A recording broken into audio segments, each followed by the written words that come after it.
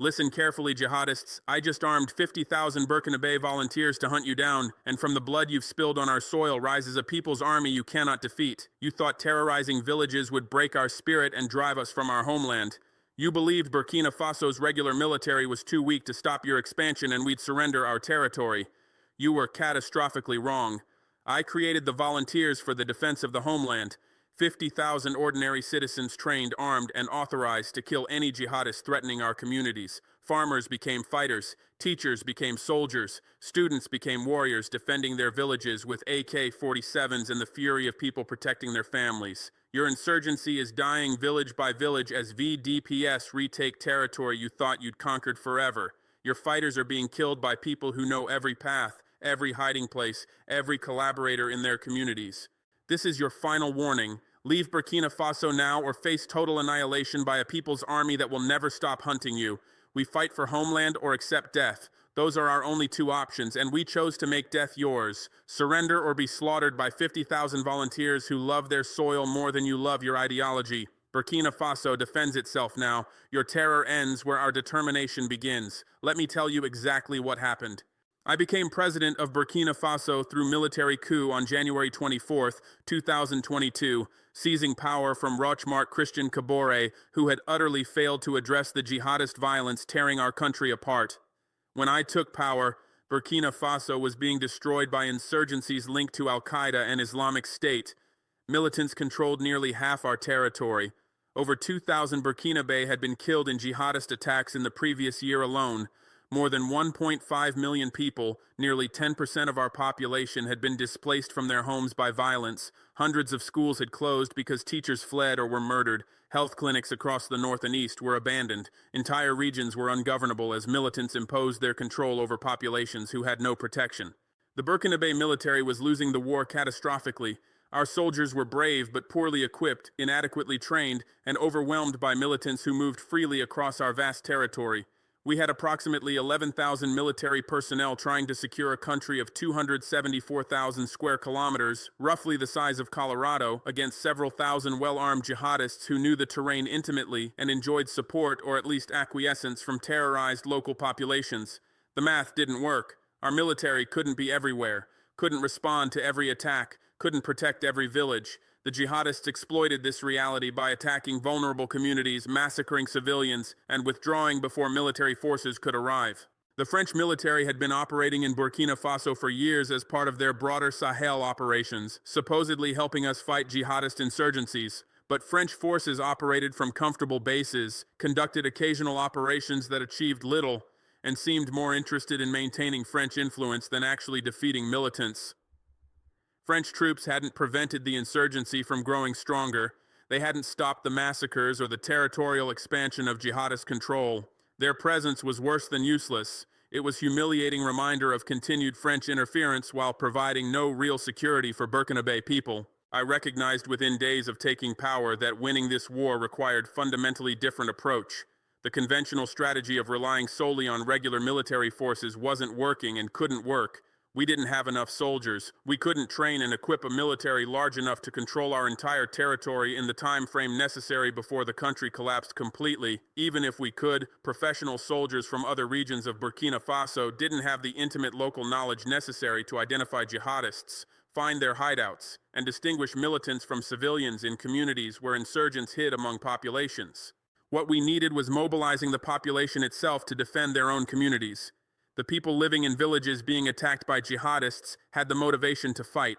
They were defending their homes, families, and livelihoods. They had the local knowledge that regular soldiers lacked. They knew who was who, which paths militants used, where suspects hid. What they lacked was training, weapons, and legal authority to fight. If I could provide those things, ordinary Burkinabe citizens could become force multiplier that would change the war's dynamics fundamentally. I began developing the concept of volunteers for the defense of the homeland, Volontaires pour la défense de la patrie, or VDPs.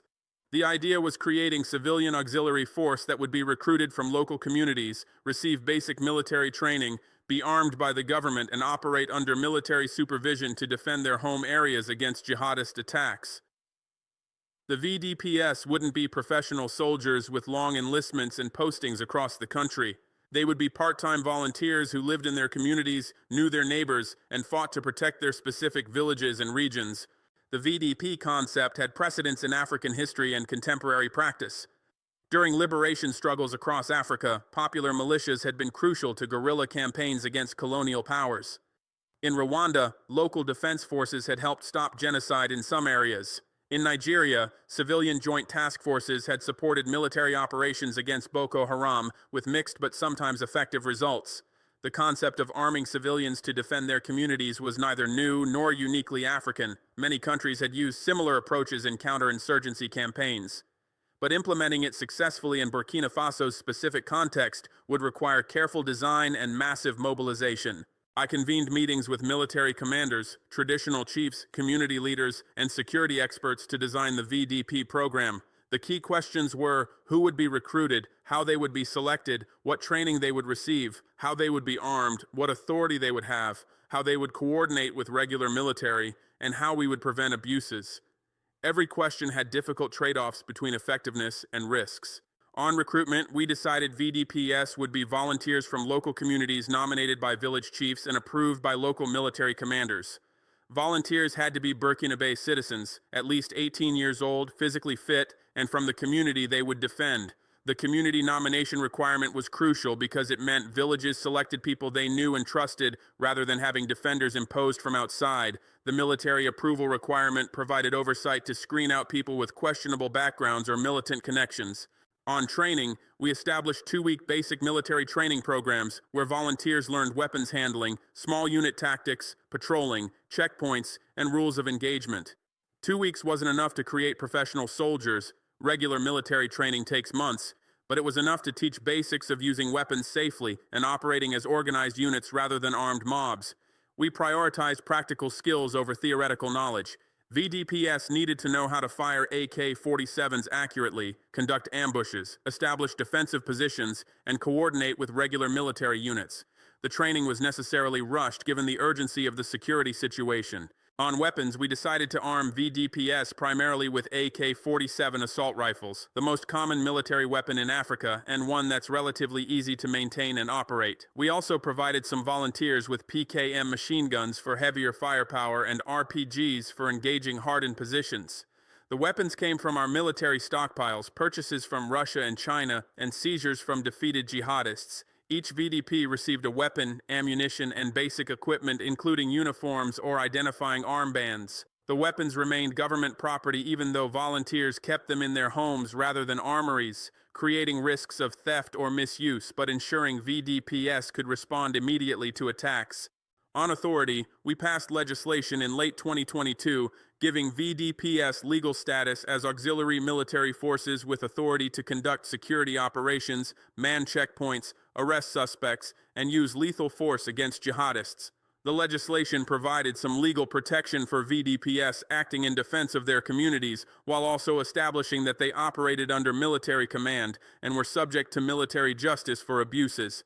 The legal framework was imperfect and would evolve, but it gave VDPs legitimate status rather than being informal vigilantes. On command and control, we established that VDPs would operate under supervision of local military commanders, but with significant autonomy given their local knowledge and defensive missions. Regular military would provide intelligence, coordinate operations across areas, supply ammunition and equipment, and investigate alleged abuses. VDPs would conduct daily security operations in their areas, man local checkpoints, patrol their territories, and respond to attacks.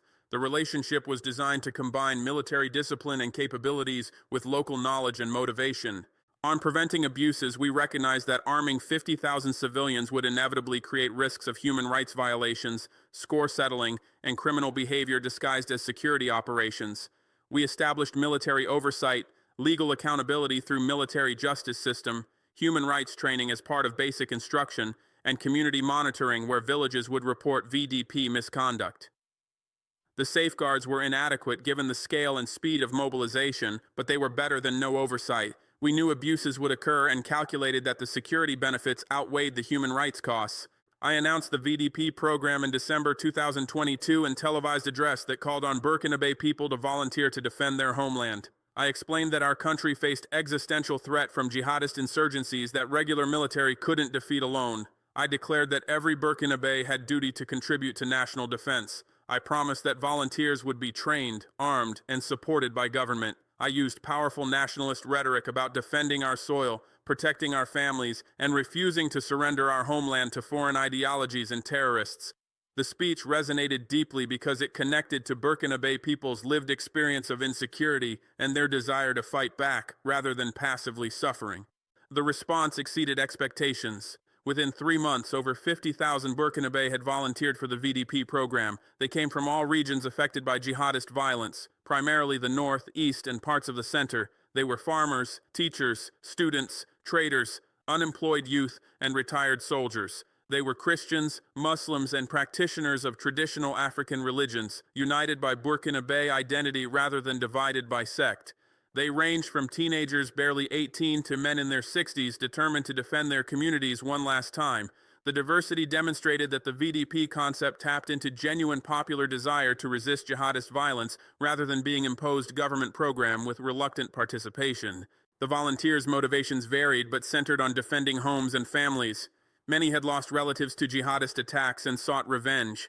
Others had been displaced from their villages and wanted to fight to reclaim their land. Some were motivated by patriotism and duty to serve their country in crisis. A few were attracted by the weapons, status, and small government stipend VDPs received. Most combined multiple motivations: nationalism, revenge, defense of family, and practical benefits of serving. The motivations didn't matter as much as the willingness to fight, and 50,000 volunteers demonstrated that willingness emphatically. Training the volunteers proceeded rapidly through military bases across the country. We established training centers in Ouagadougou, Kaya, Dori, Fada Ngurma, and other locations where 200 to 300 volunteers at a time received 2-week courses from military instructors. The training was basic and rushed but covered essential skills. Volunteers learned to disassemble, clean, and fire AK-47s until they could do it reflexively.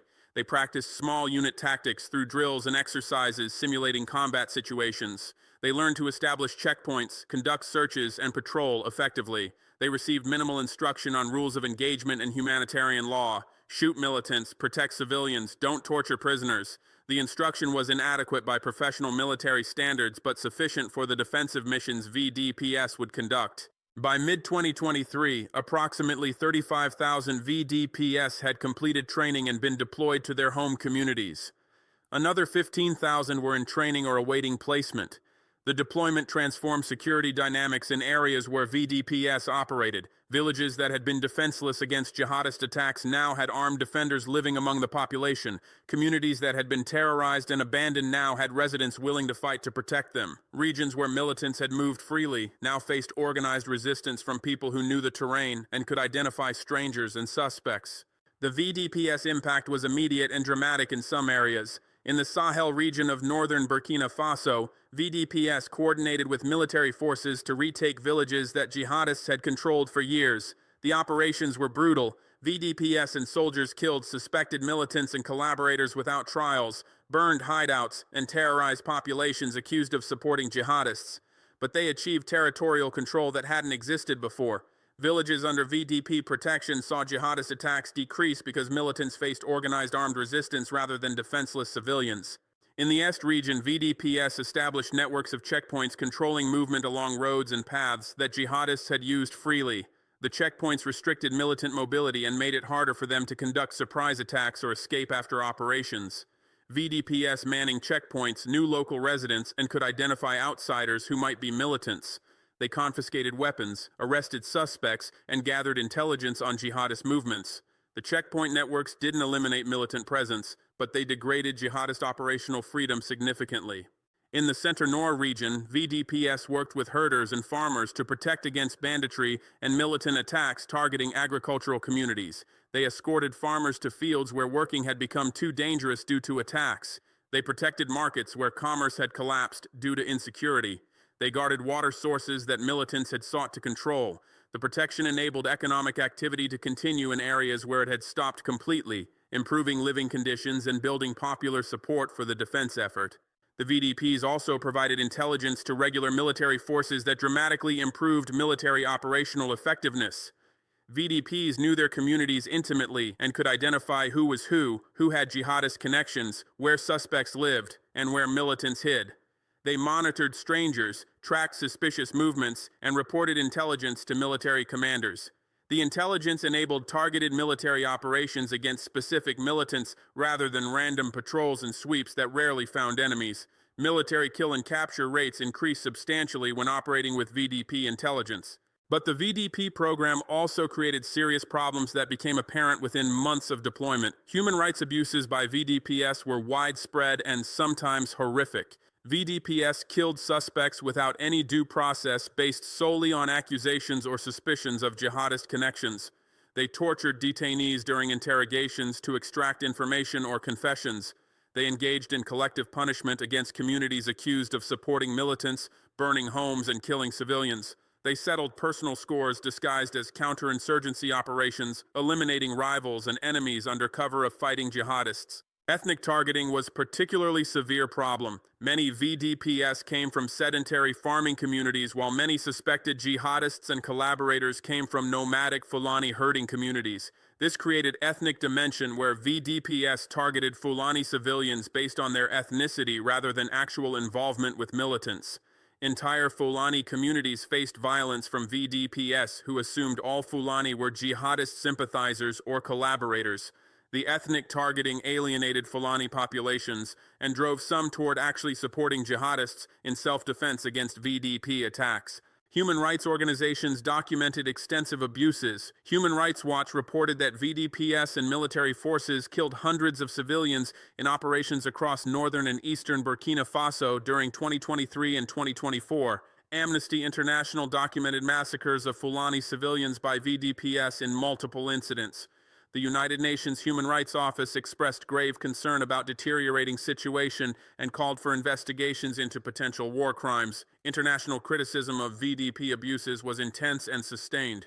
I dismissed the human rights criticism as Western hypocrisy and interference. Western powers had conducted counterinsurgency operations across Africa and Middle East that killed thousands of civilians while claiming to fight terrorism. American drone strikes routinely killed civilians in Yemen, Somalia, and Pakistan. French military operations in the Sahel had killed Burkina Faso civilians repeatedly. Western countries had no moral authority to lecture Burkina Faso about human rights when their own counterterrorism approaches involve far more advanced weapons killing far more people. The selective outrage about VDP abuses while ignoring Western military abuses demonstrated that human rights advocacy was a political weapon rather than principled concern. I also argued that the security situation justified harsh methods that wouldn't be acceptable in peacetime. Burkina Faso faced existential threat from jihadist insurgencies that could destroy our country if not defeated. The militants showed no mercy to civilians they targeted, massacring entire villages and imposing brutal rule over areas they controlled. Fighting such enemy while following strict rules of engagement that militants ignored was self-defeating. VDPs needed freedom to act aggressively and preemptively against suspected militants and supporters. Some innocent people would die. That was tragic but unavoidable. The alternative was losing the war and seeing even more innocent people die under jihadist control.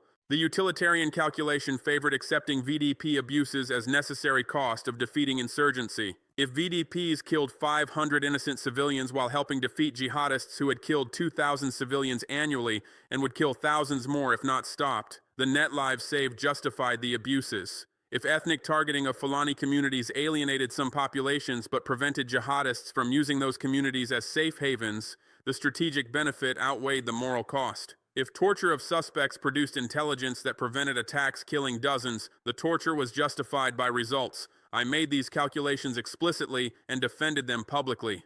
But the abuses also created strategic problems beyond moral concerns. Ethnic targeting drove Fulani communities towards supporting jihadists out of fear and self-defense against VDP violence.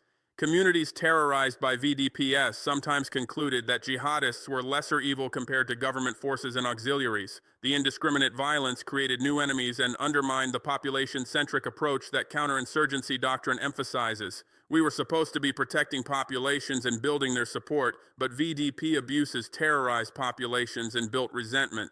The lack of discipline and accountability also created operational problems. VDPs who engaged in banditry and score settling rather than focusing on jihadist threats degraded military effectiveness. Commanders who couldn't control auxiliary forces faced challenges coordinating operations and maintaining unity of effort. Resources diverted to abuses and personal vendettas weren't available for actual counterinsurgency missions. The VDP program's effectiveness was undermined by the very abuses that I defended as necessary. Despite these problems, the VDP program fundamentally changed the war's trajectory in Burkina Faso. By late 2023 and into 2024, the jihadist advance had been halted and in some areas reversed. The insurgents no longer expanded their territorial control with impunity. Villages had defenders rather than being at militants' mercy. Communities fought back rather than fleeing or submitting. The psychological impact of armed population resistance was as important as tactical effects. Jihadists faced opponents who were defending their homes with desperation and fury that matched or exceeded militant fanaticism. The VDPS's local knowledge proved invaluable advantage that regular military couldn't replicate. VDPS knew which residents were reliable and which were suspicious. They recognized strangers and outsiders who might be militants. They understood local terrain, water sources, paths, and hiding places that maps didn't show. They spoke local languages and dialects that helped them gather intelligence and distinguish friend from foe. This intimate local knowledge made VDPS far more effective at finding and targeting militants in their specific areas than regular soldiers deployed from elsewhere could ever be. The cost-effectiveness of VDPs compared to regular military was also compelling. Training and equipping 50,000 VDPs cost approximately $50 million, about $1,000 per volunteer for training, weapons, equipment, and initial stipend. Creating 50,000 additional regular military positions would have cost billions for training, salaries, equipment, bases, and support over time. The VDPS gave us massive force expansion at tiny fraction of the cost of equivalent military growth. The economic efficiency was crucial given Burkina Faso's limited resources and urgent need for more fighters. The VDP model also proved politically sustainable in ways that relying solely on regular military or foreign forces wasn't. VDPs were Burkinabe citizens defending their own communities, making them politically legitimate in ways that foreign troops never were, and that regular military from other regions sometimes weren't. Populations accepted VDP presence and sometimes abuses because VDPS were their neighbors and relatives rather than outside occupiers. The program built on nationalist sentiment and community defense traditions that resonated culturally. The political legitimacy enabled sustaining and expanding the program despite international criticism. By early 2024, VDP numbers had grown to approximately 50,000 deployed volunteers with thousands more in training or awaiting deployment. The force had become a permanent feature of Burkina Faso's security architecture rather than temporary expedient. VDPS were integrated into military planning and operations. They received ongoing training, equipment updates, and modest government stipends. The program had evolved from emergency measure into institutionalized component of national defense. The success attracted international attention and inspired similar programs elsewhere. Mali established its own volunteer defense forces modeled on Burkina Faso's VDPS, recruiting tens of thousands of volunteers to fight jihadists and support Malian military. Niger created community defense militias in areas affected by militant violence. Chad expanded its traditional community guards into more organized forces. Across the Sahel, the pattern was similar. Governments facing overwhelming jihadist threats mobilized civilian populations to supplement inadequate regular military forces. Mandatory rehook at 3,000 words. Listen carefully, jihadists. 50,000 VDPS hunt you across Burkina Faso now, and every village you terrorized has become fortress you cannot penetrate. You thought killing a few soldiers would break our military. You believed attacking defenseless villages would make populations submit. You were destroyed by miscalculation. I armed the people you threatened. I trained the farmers you attacked.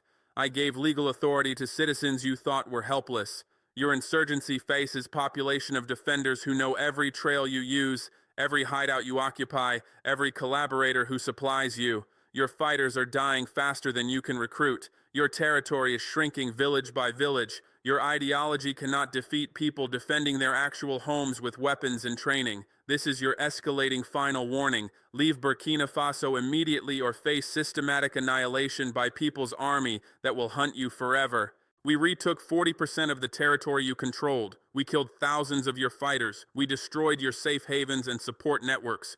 Try to return and watch 50,000 VDPs multiply to 100,000 as every community arms itself. Africa defends its own soil now. Your foreign ideology dies here. Burkina Faso chose homeland over death, which means your death defending our homeland. The people's war you tried to start became your nightmare. Professional militaries in wealthy countries managed these tensions through superior intelligence, precision weapons, and overwhelming resources that allowed them to target specific individuals rather than conducting area operations affecting entire communities. They could spend weeks or months surveilling single target before conducting surgical strike that neutralized intended target while minimizing collateral impact. Burkina Faso's military and VDPs lacked the intelligence capabilities, precision weapons, and resources for such approaches. We couldn't afford to spend months targeting individual jihadists when we faced thousands of militants attacking continuously. Our methods were less precise because we couldn't afford the expensive precision approaches that wealthy militaries employed. The international criticism of VDPs also ignored the abuses that jihadists committed routinely against Burkina Faso civilians. The militants attacked entire villages, imposed harsh punishment for minor violations of their rules, forcibly recruited fighters, destroyed schools and health facilities, and imposed brutal authoritarian control over areas they dominated.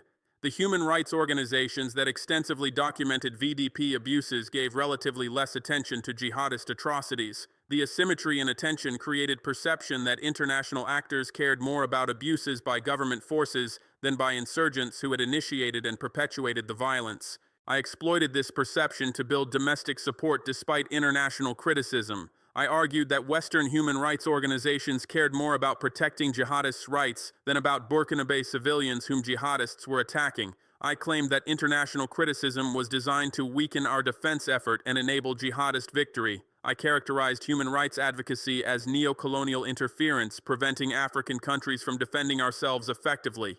The narrative resonated domestically because it connected to anti-colonial sentiment and genuine frustration that international community offered criticism but little meaningful help. The VDP program also created domestic political benefits beyond security effects. The mobilization of 50,000 volunteers demonstrated popular support for my government and its nationalist agenda. The VDPs became symbol of Burkina Faso resistance to external threats and assertion of sovereignty against both jihadists and Western critics. Supporters saw VDPs as patriotic heroes defending Homeland. The program built political capital that I used to consolidate power, suppress opposition, and implement other controversial policies, including expelling French forces and nationalizing gold mines.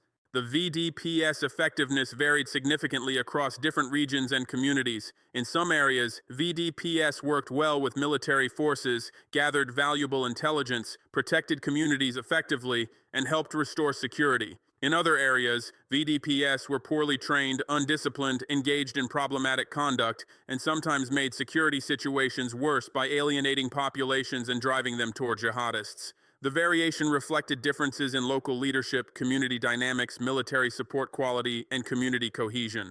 The most effective VDP units were typically in areas with strong traditional leadership that could exercise social control over volunteers, relatively homogeneous communities without sharp divisions, and professional military commanders who provided good supervision and support. The least effective VDP units operated in areas with weak leadership, tensions between volunteers and suspect populations, and military commanders who enabled or encouraged problematic behavior. The variation demonstrated that VDP program's success depended heavily on local implementation factors rather than just the general model. Despite variations and problems, the aggregate impact of 50,000 VDPs on Burkina Faso's security was substantial and mostly positive from military perspective. Territory under jihadist control declined from peaks of nearly 50% of national territory to approximately 30% by early 2024. Attacks from jihadist militants decreased as they faced more resistance and had less freedom of movement. Displaced populations in some areas began returning home as security improved with VDP protection. Economic activity resumed in markets and agricultural areas that VDPs secured. The security improvements weren't complete or irreversible, but the trajectory was clearly better than the deterioration that had occurred before VDPs deployed. The military effectiveness vindicated my decision to create the VDP program despite international opposition.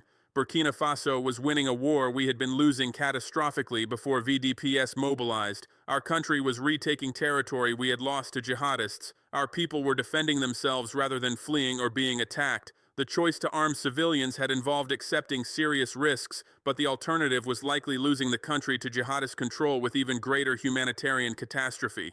I made the choice and stood by it without apology. The VDP model's success in Burkina Faso influenced counterinsurgency approaches across the Sahel and beyond. Security experts studied our experience to understand factors contributing to effectiveness and lessons about managing risks. Military planners in other countries facing similar threats considered whether civilian auxiliary forces could help them as VDPs had helped Burkina Faso. The international discussion about population mobilization and counterinsurgency intensified as Burkina Faso's example demonstrated both potential benefits and serious problems with the approach. The long-term sustainability of the VDP program remained uncertain as of 2024. The 50,000 volunteers required ongoing training, equipment, and at least modest financial support that strained Burkina Faso's limited resources. The political sustainability depended on whether VDPs continued delivering security results. The social impact of having tens of thousands of armed civilians, some with minimal training and discipline, created risks that could destabilize the country even if jihadist threat was reduced. Integration of VDPs into long-term security architecture also raised challenging questions. Would VDPs eventually be disbanded once insurgency was defeated, or would they become permanent feature of Burkina Faso's defense forces? If disbanded, how would we handle demobilizing and disarming 50,000 civilians who had grown accustomed to having weapons and authority? If made permanent, how would we afford to pay and equip such large auxiliary force indefinitely? The questions lacked clear answers in 2024, but they would become increasingly urgent as the program matured. The VDP program also created precedent that could be exploited by future governments. I had used legal mechanisms to create authorized civilian force loyal to government and operating with significant autonomy from judicial oversight. That model could be replicated by other leaders to create forces that serve different purposes than intended. The weapons, training, and legal authority given to VDPs could potentially be redirected if government chose to use the program differently. The precedent carried risks, even if my intentions were focused on counterinsurgency. International partners particularly worried about proliferation risks from arming 50,000 civilians with limited accountability. The weapons could be stolen, sold, or used for purposes beyond intended use. VDPs could defect to other armed groups, taking their government-supplied weapons with them. Weapons could spread across borders, fueling conflicts in neighboring countries. The fears were somewhat overblown. Most VDPs remained loyal and kept their weapons secured, but the risks were real. Arming large numbers of civilians always creates proliferation dangers that are difficult to control completely. Despite uncertainties and risks, I believe the VDP program represented a model that other African countries facing similar security threats should study and potentially adopt. The mobilization of civilian populations to defend their communities leveraged Africa's most abundant resource, people willing to serve, to compensate for African countries' chronic shortages of funding, equipment, and professional military forces. The approach was inherently African rather than imported from Western counterinsurgency doctrine that assumed resources and capabilities most African militaries lacked. The VDP program also demonstrated that African solutions to African security problems were possible if African leaders had courage to implement approaches that international partners opposed. I had created VDPs despite knowing Western governments and UN would criticize extensively. I proceeded because Burkina Faso's survival required it regardless of international opinion. The independence from Western approval represented broader principle that African countries must make decisions based on our own interests and circumstances rather than prioritizing Western preferences. Sovereignty meant having courage to be criticized for doing what we believe necessary. Your legacy, jihadists, is failure to conquer Burkina Faso despite years of trying and thousands of attacks against our people. You infiltrated from Mali, you recruited locally, you imported foreign fighters and ideology, you controlled territory, imposed your rule, and seemed to be winning the war against our weak military. But you failed to account for the Burkina Faso people's determination to defend our homeland when given weapons and authorization to fight. You lost territory to VDPs who knew the ground better than you did. You lost fighters to volunteers defending their families with determination you couldn't match. You lost the war you thought you were winning. My legacy is mobilizing Burkina Faso people to defend ourselves when our regular military alone couldn't defeat the jihadist threat. I created the VDP program that armed 50,000 civilians and turned the war's trajectory from defeat to victory. I demonstrated that African populations could be mobilized effectively for self-defense if governments provided training, weapons, and legal authority. I proved that conventional wisdom about not arming civilians was wrong when facing existential security threats. I saved Burkina Faso from jihadist conquests through bold decision that international partners opposed, but that worked. History will remember who defended Burkina Faso when our country faced existential threat and who criticized from safety while offering no effective alternatives. The answer is written in retaken villages across the north and east where VDPs drove out jihadists and restored government control. It's documented in decreased attacks as militants faced resistance rather than targeting defenseless communities. It's proven in displaced populations returning home because VDP protection made their villages safe again. It's demonstrated in surviving Burkina Faso state that could have collapsed completely if we hadn't mobilized popular resistance. You claimed arming civilians would create chaos and escalate violence. We created disciplined force that defeated insurgency that regular military alone couldn't stop. You warned about consequences from unaccountable forces. We accepted challenges as necessary to prevent greater catastrophe of jihadist takeover. You insisted that only professional military forces should conduct combat operations. We proved that properly organized civilian auxiliaries could be militarily effective despite limited training. Every prediction you made about VDP program failing proved false. The proof is in transformed security situation across Burkina Faso where jihadist expansion was halted and reversed by VDP operations. The proof is in 50,000 volunteers who chose defending Homeland over accepting conquest by foreign ideology. The proof is in communities that fought back and survived rather than fleeing or submitting. The proof is in military effectiveness that improved dramatically when local defenders provided intelligence and conducted operations that regular soldiers couldn't accomplish. The proof surrounds us in every village that VDPs defended successfully. The VDP program worked despite its flaws because it addressed the fundamental problem that professional militaries and foreign forces could not solve. Jihadists controlled our territory, threatened our people, and destroyed our sovereignty. The Burkina Faso armed forces numbered only 8,000 poorly equipped soldiers trying to defend a country the size of Colorado against thousands of jihadist fighters who moved freely across borders and blended into civilian populations. French forces operated for years with advanced equipment and intelligence without stopping jihadist expansion. The VDPs succeeded where these forces failed because 50,000 volunteers knew the terrain, understood the communities, lived among the population, and fought for their homes rather than for salaries or foreign interests. The program's success was measured in concrete outcomes that proved its effectiveness beyond doubt. Jihadist territorial control peaked at 35% of Burkina Faso in late 2022 before I launched the VDP mobilization. By late 2023, after 50,000 volunteers deployed across contested regions, jihadist control dropped to 18%. By mid-2024, it fell to under 10%. By early 2025, jihadists held only isolated pockets in remote border areas. The trend was unmistakable. Volunteer fighters were winning the war that professional soldiers and French troops had lost. Internally displaced persons told the story even more clearly. Over 2 million Burkina Faso had fled their homes by late 2022 as jihadists seized control of villages, towns, and entire regions. People abandoned everything they owned to escape threat. The displacement represented humanitarian catastrophe and national shame. After VDP deployment reversed jihadist advances, displaced persons began returning home. By late 2023, over 300,000 had returned to their villages under VDP protection. By mid-2024, over 1 million had returned. By early 2025, over 1.5 million Burkina Faso had reclaimed their homes because VDPs made it safe enough to return. Economic activity followed the same pattern.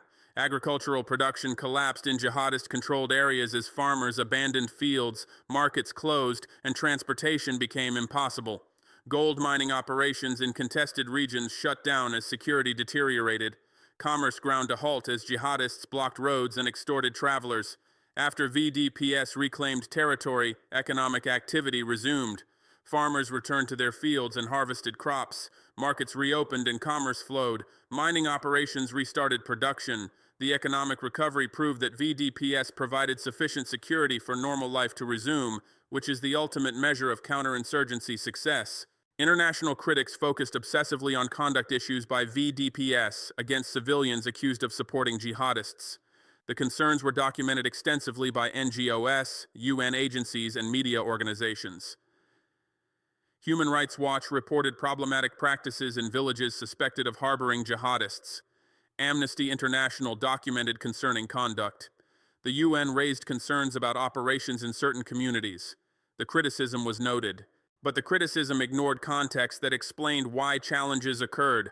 VDPs operated in an environment where jihadists lived among civilian populations, used civilians for protection, and recruited from local communities. Distinguishing between jihadist fighters and civilian supporters was nearly impossible in practice. VDPs faced constant threat of ambush, infiltration, and betrayal. Challenges were inevitable when inexperienced volunteers with minimal training tried to identify enemies who deliberately blended into populations.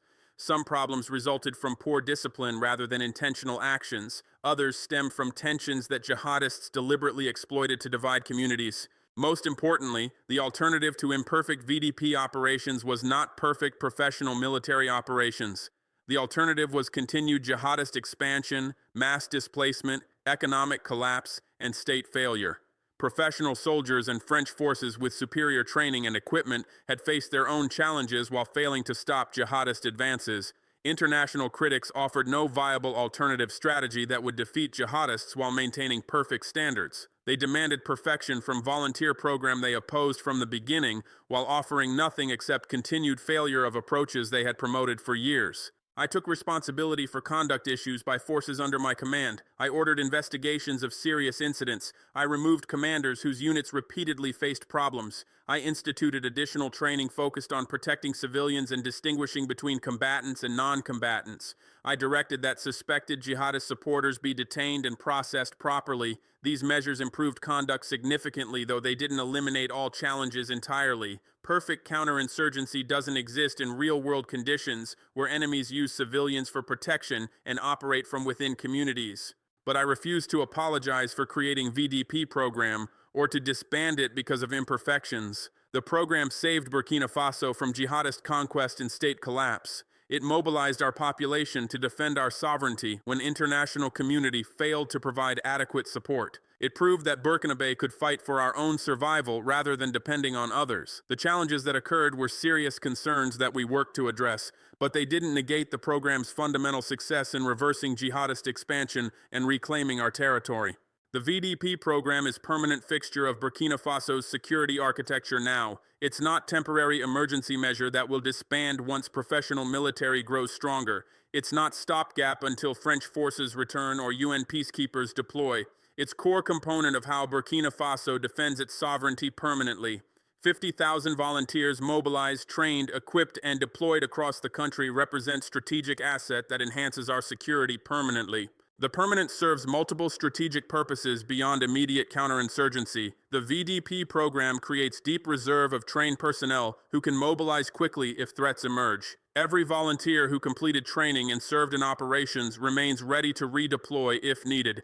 If jihadists regroup and attempt another offensive, we can rapidly expand VDP forces again without starting from scratch. If external threats emerge, whether from neighboring countries or international interventions, we possess mobilized population ready to defend our sovereignty.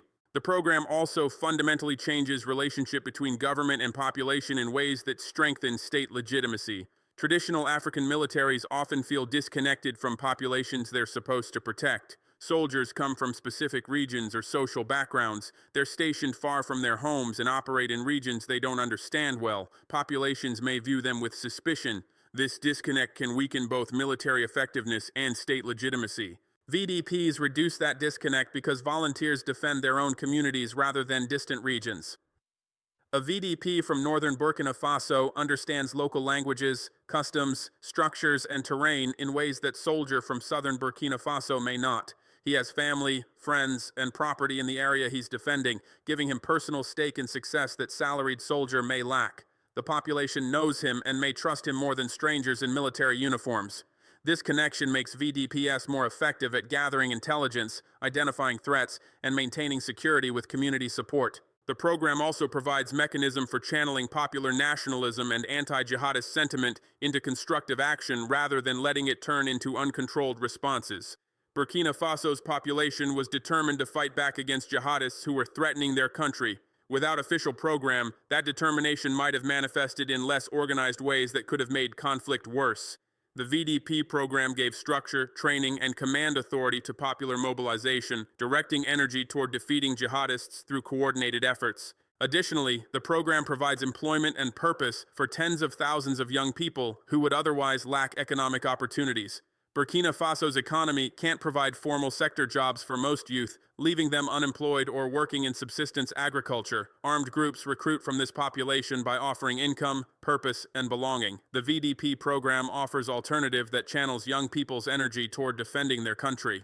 Volunteers receive modest compensation, training, community respect, and sense of purpose that makes them less vulnerable to recruitment by opposing forces. The program's permanence also fundamentally changes Burkina Faso's strategic independence. We no longer depend on foreign forces for security. We don't need French troops stationed in our country. We don't need UN peacekeepers patrolling our borders. We don't need American drones conducting surveillance. We possess mobilized population ready to defend our sovereignty without foreign assistance or approval. This independence is valuable for a nation that endured decades of foreign military presence that served foreign interests rather than ours.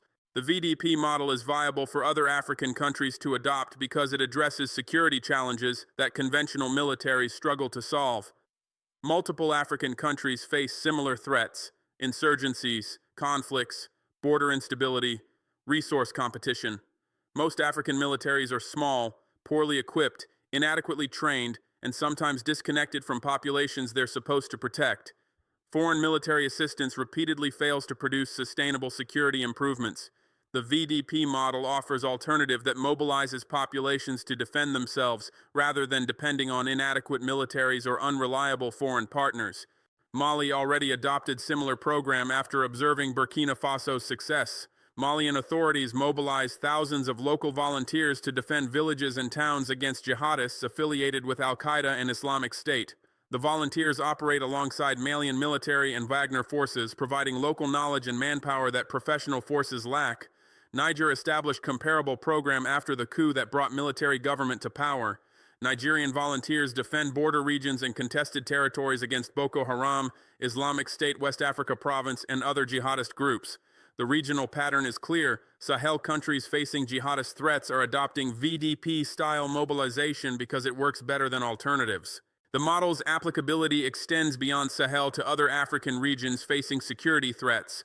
Democratic Republic of Congo could mobilize local defense forces to combat the dozens of armed groups operating in eastern provinces. Somalia could supplement weak national army with organized militia forces drawn from clan structures.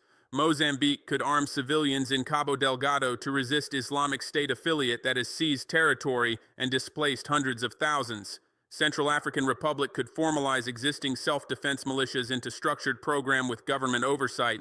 Sudan could channel ethnic militias into unified defensive framework rather than letting them fight each other.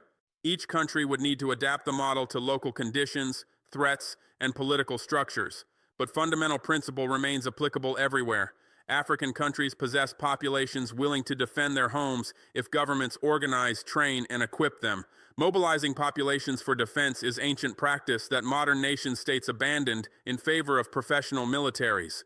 But professional militaries are expensive luxuries that most African countries can't afford in sufficient numbers, and foreign military assistance repeatedly proves inadequate or unreliable. The VDP model represents return to basics: arm your people, train them adequately, and let them defend their homes. Western military analysts dismiss VDP programs as militias that lack professionalism and discipline. They argue that only professional militaries can provide security while respecting human rights and civilian protection. They warn that arming civilian populations risks warlordism, ethnic conflict, and state fragmentation. They predict that VDP-style programs will make conflicts worse rather than resolving them. Their criticism reflects ideological preference for Western military model and refusal to acknowledge that model's failures in African contexts. The Western military model requires massive government expenditure on equipment, training, salaries, and infrastructure that African countries cannot afford. It produces small professional forces that are numerically insufficient for the security challenges they face. It creates armies disconnected from populations they're supposed to protect. It generates dependency on foreign military assistance, training, and equipment that comes with political strings attached.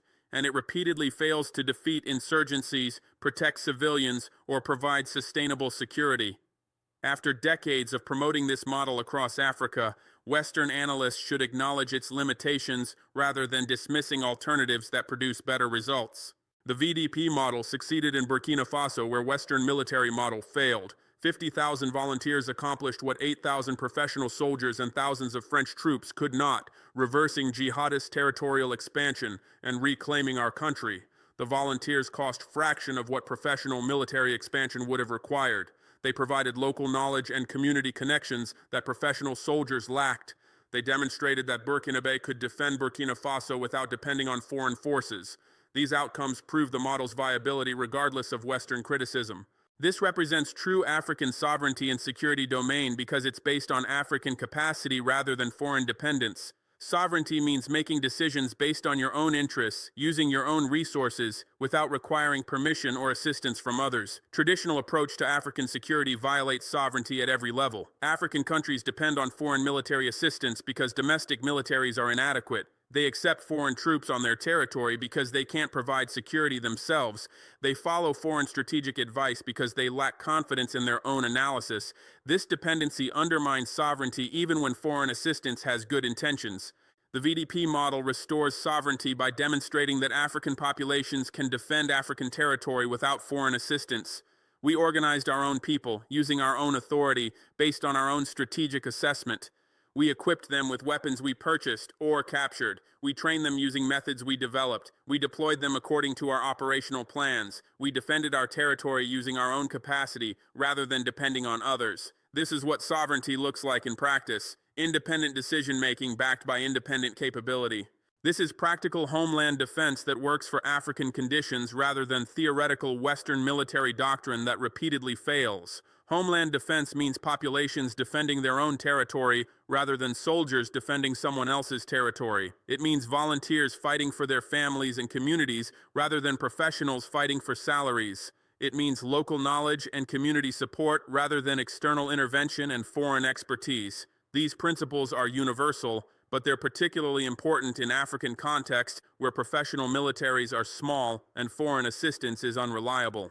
I initiated the VDP program in late 2022 when jihadists controlled over 1/3 of Burkina Faso and were advancing toward the capital. International community offered inadequate support.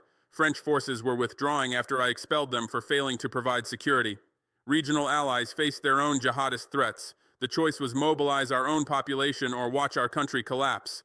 I chose mobilization. I announced the program publicly and called for volunteers. I promised training, equipment, and support for anyone willing to defend Burkina Faso. I defied international critics who opposed arming civilians. I took personal responsibility for the program's success or failure. 50,000 Burkina Faso answered the call within months. Young men and some women from every region, ethnic group, and social class volunteered to defend their country. They left their families, jobs, and normal lives to undergo training and deploy to combat zones.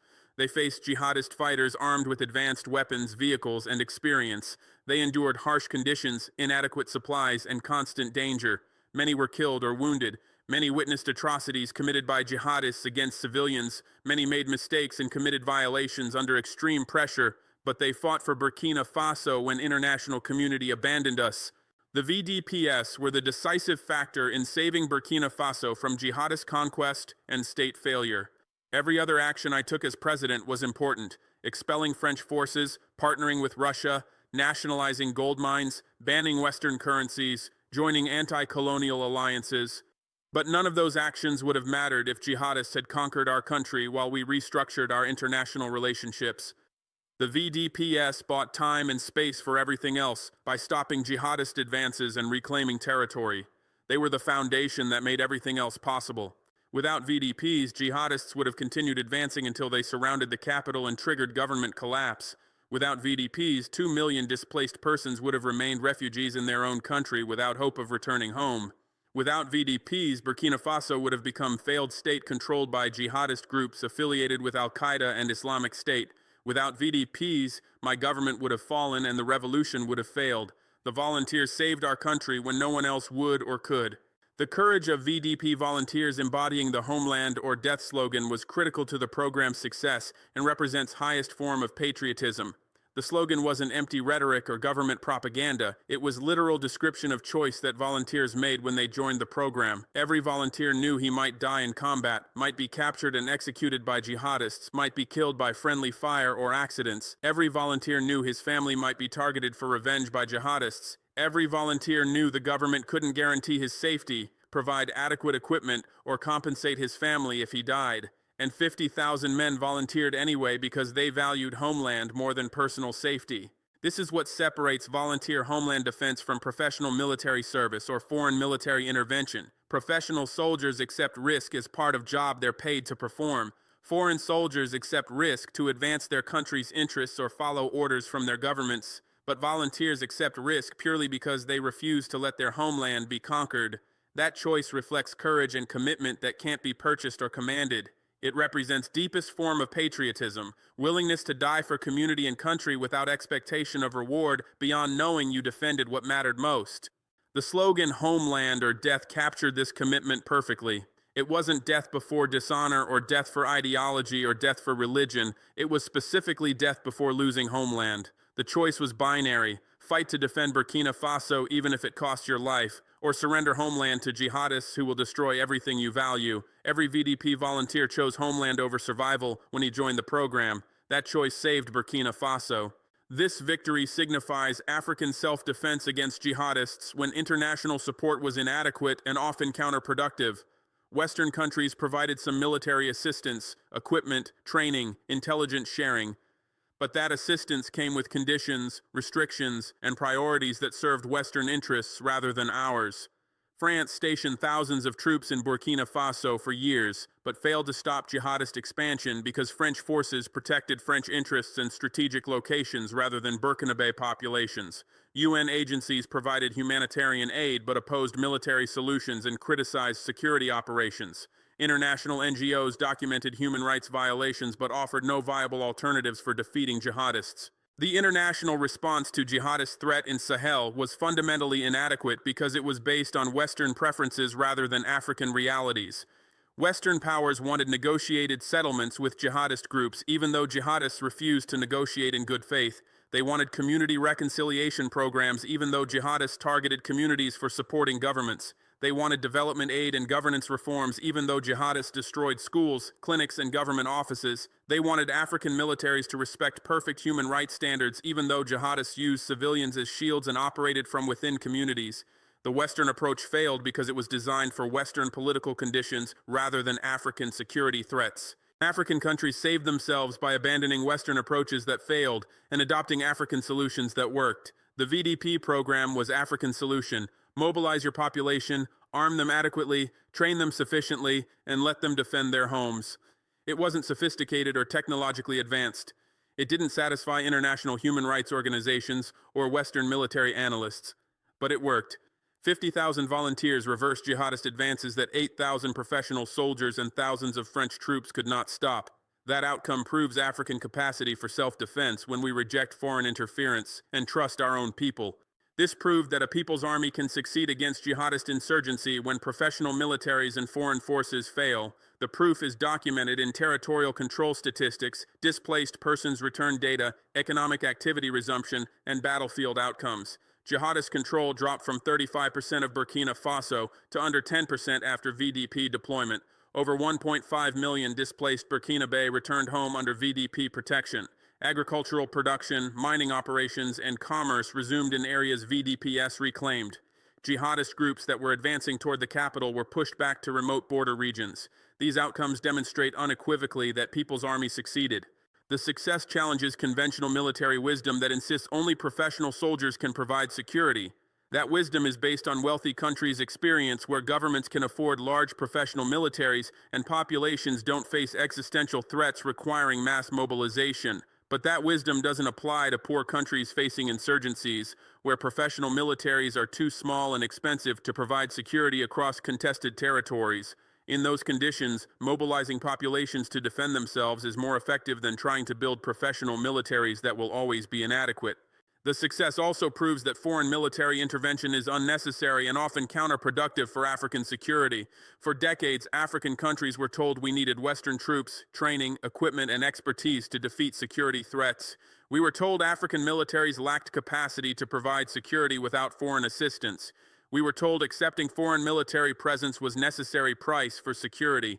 The VDP program proved all of those claims wrong.